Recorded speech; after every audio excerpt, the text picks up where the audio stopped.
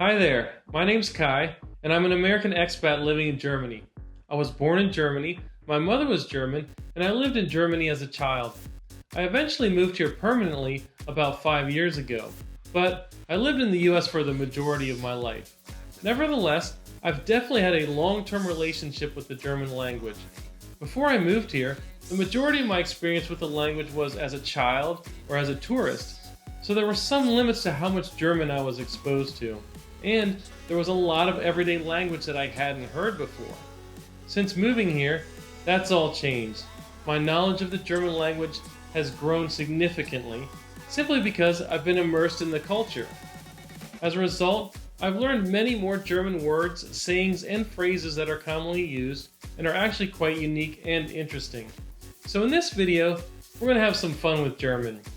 I'm hoping this will further spark your interest in the German language, and that these things will also prove helpful if you move here. Los geht's! In every language, there are words that you just hear over and over again. They seem to pop up in conversations all the time. In German, one of the words that you hear a lot is Genau, which translates to exactly. Germans tend to be precise in their language. It's important to them how things are said. Therefore, when something is said precisely, they like to acknowledge it by saying Genau. You'll hear Genau a lot when someone is agreeing with you or someone else. You'll also hear people use it to emphasize their description of something. What's really amazing to me about Genau is how often you hear it. And what's funny is, I now use the word exactly more often when I'm speaking English too.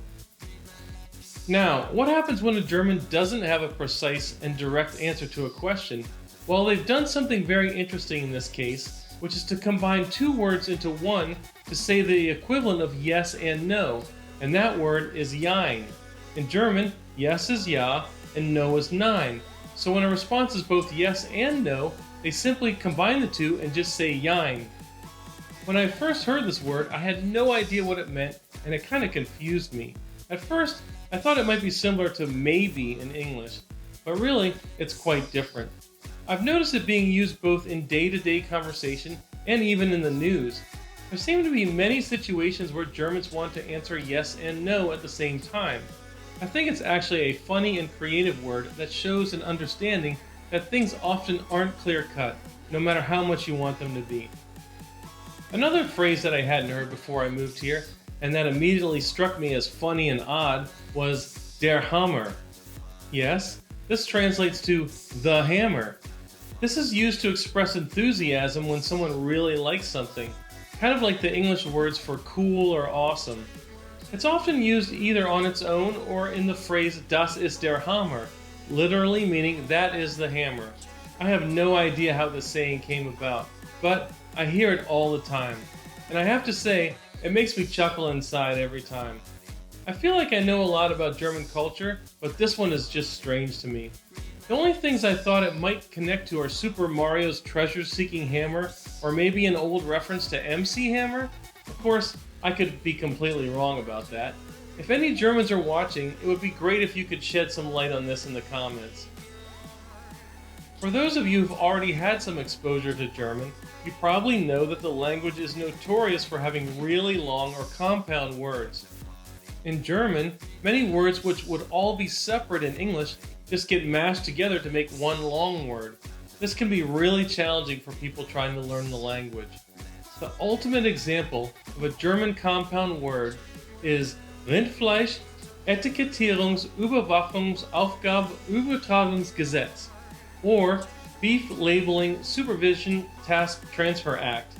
This is the name of a German law in case you were wondering. But it kind of sounds like something right out of a Monty Python sketch, doesn't it? Why is it the world never remembered the name of Johann Gambelputty? De von Ausfirm, Splendenschlitt, Krasskrenbon, Friedegedangeldungelbar, Steinbon, Neckthresher, Applebanger, Horowitz, Tickelenzig, Grandenotti Speltitel, Grandisch, Grunwoldnahe Speltewasser, Köstlich, Imbel, Eisenbahnwagen, Guten Abend bitte, eine Nürnberger Bratwürstel, gespürt mit 2 Makelube Hunsfurt, Gumberabe Schonendanke Kalbsfleisch, Mittelraker von Hartkopf of Ulm. You'll mostly run into these really long compound words when you're dealing with regulations and the wonderful German bureaucracy. But don't worry, they're usually not as long as the example I gave. Here are some other examples. Geschwindigkeitsbegrenzung or speed limit, Aufenthaltserlaubnisse or residence permits, Verfahrenshinweise or procedural instructions, and Staatsangehörigkeitsangelegenheiten or matters of citizenship. Some other day-to-day examples that are also kind of funny are Handschuh, which is hand shoe or glove, Flugzeug, which is flight tool or airplane, Kühlschrank, which is cool cabinet or refrigerator, and Taschenlampe, which is pocket lamp or flashlight. There are, of course, many more examples. It's actually kind of entertaining to see some of these combinations. Handschuh is one that always brings a smile on my face. Anyhow, I recommend looking at these words as being a fun challenge as you learn the language. Knowing that they put words together like this can actually help you figure out what they're saying. Okay, here's another example of a bunch of German words being strung together. I actually thought this was one word, but technically it's supposed to be separated by dashes. Preis-Leistungs-Verhältnis translates to price-performance ratio, or how much the cost of something matches its value. This is yet another one that I hadn't heard until I moved here. You'll often hear this one when Germans are talking about shopping. I see it a lot in product reviews online. And I think its common use shows that many Germans are price conscious and generally like to save money when they can. So it makes sense that they would often use a concept like this. If you ever hear a German say, "Das hat ein gutes Preis-Leistungs-Verhältnis," it has a good price-performance ratio, you'll know it's a good deal. Alrighty, now let's move on to a popular saying about the weather here in Germany. First of all, the weather can be a little wacky here sometimes. I'll talk about this more in a future video, but for now, let's focus on the weather in April, which can be especially crazy. There are big temperature swings and even spring snowstorms. I would say it's kind of like winter and spring are battling it out in April, and spring only wins once we finally get into May. So the Germans have a saying to describe this sort of back and forth weather situation. Der April macht was will, which means April will do whatever it wants. I first heard this saying on the morning news when they were talking about April's wild weather. I really think it's a perfect saying for the month. It actually helps you deal with the colder days in April, knowing that spring will win out sooner rather than later. I've mentioned before that Germans tend to be rule followers, and that many of them prefer things to be orderly. This is of course also a big stereotype about Germans, but it seems to be mostly true, except here in Berlin, where things can sometimes be a little more chaotic. So naturally, there are lots of German expressions that refer to this need for order. One that you hear a lot is "Alles ist in Ordnung," or "everything is in order." Germans may even ask you whether everything is okay if they think you look lost or confused by saying "Ist alles in Ordnung?" or "Is everything in order?" When I hear this, I often think of the phrase used in US courts when someone speaks out of turn. "You're out of order." When you are out of order! You're out of order! You're out of order! The whole trial is out of order! They're out of order! Anyways, I think this is a great example of a German phrase that reveals a lot about the German culture.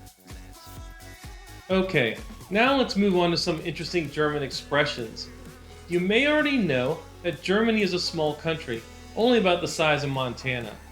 But there's a huge amount of cultural diversity across its 16 states. As a result, there are a wide variety of dialects spoken with many different expressions. Let's take a look at some interesting examples. There are words that mean both hello and goodbye in different parts of Germany. In Schleswig-Holstein, in northern Germany, they say Moin. In Bavaria, they say Servus. Another one you hear mostly in southern Germany, since they're so close to Italy, is Ciao. But beyond those regional variants, the standard expressions throughout Germany are Hallo for hello and Guten Tag for good day. They also commonly say Tschüss or Auf Wiedersehen for goodbye. Sometimes you'll even hear Tschüssi, which is a cutesy way of saying goodbye that's also fun to say. In Berlin, you'll hear every single one of these different expressions. One more quick note before I move on to the next section. Hallo or hello can also sometimes be used as a way to get your attention or to point out something that you're doing that's not okay. If, for example, you aren't paying attention and you stand in the middle of a bike lane, you might hear someone very sternly say hello to you. So just know that if you hear someone saying hello very intensely, they probably aren't trying to greet you. Another thing that's interesting here as an English speaker is how much English has found its way into the German language.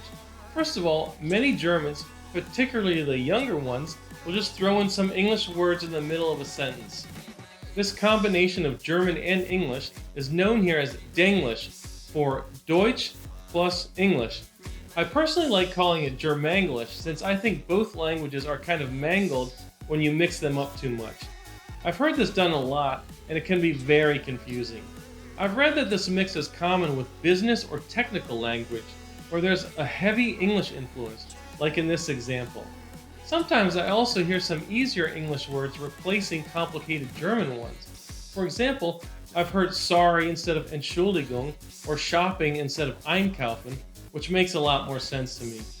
Another one that seems to make a bit more sense is when English words are slightly Germanized simply by adding en to the end, such as skatin', chillin', grillin', and translatin'. As a native English speaker, these sound familiar, of course, but they're also really funny when mixed with German. Speaking of things that may sound amusing to English speakers, the last thing I want to talk about today are some German words that closely resemble English words but have very different meanings. For example, there's Ausfahrt and Einfahrt, Ich liebe dich, and these hilarious and delicious chocolate-covered marshmallows called Super Dickmans. Finally, as a bonus, there are two more words that I want to mention that are also funny and confusing. You see, mail here is called Post and email is called Mail. Got it? This can cause some confusion when, for example, people ask if they should send you something by mail, but they really mean email. So keep an eye out for that one. Okay, thanks for listening.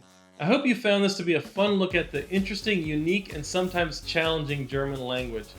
If you plan on moving here, or you've recently relocated, I wish you all the best in your language learning. Okay, that's it for now. I'll see you again soon. Tschüssi!